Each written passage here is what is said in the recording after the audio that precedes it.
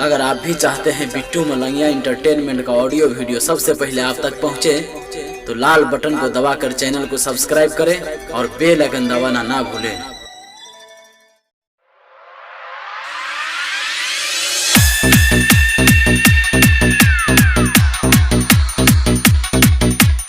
Presented by Bittu Malangia Entertainment, Ajmer Recording Studio, Delhi.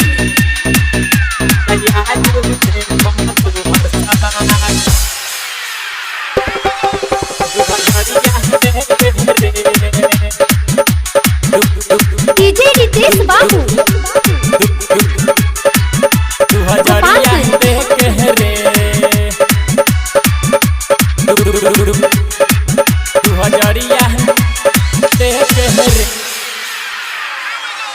पेनी छोटे छोटे कपड़ा तू नचता रे हई बुढ़ाओ के पानी छोरावता रे छोरावता रे छोरावता रे पेनी छोटे छोटे कपड़ा तू नचता रे हई बुढ़ाओ के पानी छोरावता रे तोहरा पता नहीं खे कि तू ओइल मोतिहारी मत देखो नहीं तो आँखें खराब हो जाए। तयाजू देख मत हर सामान हई 2000 देख रे तयाजू देख मत हर सामान 2000 देख रे बेनी छोटे छोटे कपड़ा तू नाचता रे हई बुढ़ाओ के पानी छोरावता रे तोहरा पता नहीं खे कि तू ओइल मोतिहारी मत देखो नहीं तो आँखें खराब हो जाए। तयाजू देख मत हर सामान हई 2000 देख रे तयाजू देख मत हर सामान हई 2000 देख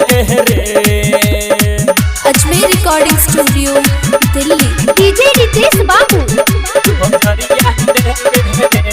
Gopalganj. Presented by Bittu Malangiya entertainment. नाचता रे तुझे ऐसे तुर देबे आज सतेज तू ही कभी गरल है बारे हई बुढ़ाओ के रहन हई बुढ़ाओ के रहन नाचता रे तुझे ऐसे तुर देबे आज सतेज तू ही कभी गरल है बारे हई बुढ़ाओ के रहन तोर जवानी के झोला हम झाड़ देम रे बाबे गर्मी चढ़ल त उतार देम रे तोर जवानी के झोला हम झाड़ देम रे बाबे गर्मी चढ़ल त उतार देम रे 5 मिनट खातिर चल स्टेज के पीछे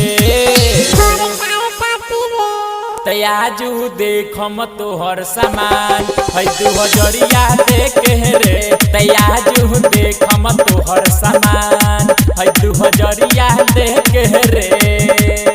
Ajmer recording studio Delhi. DJ Ritesh Babu, Gopalganj.